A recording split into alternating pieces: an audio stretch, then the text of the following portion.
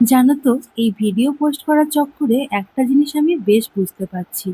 যতই বাইরে থেকে ভালো ভালো খাবার কিনে খাও না কেন, নিজের হাতে কোনো জিনিস যত্ন করে বানিয়ে খাওয়ানো ও খাওয়ার আনন্দটাই আলাদা।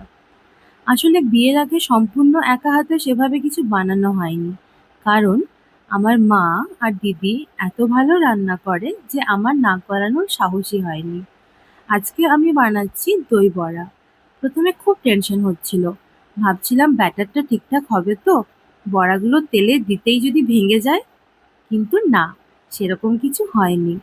সবশেষে যখন হাজবেন্ডকে খাওয়ালাম, তার চোখে মুখে রিয়াকশন দেখেই বুঝেছি, যাক, পেরেছি।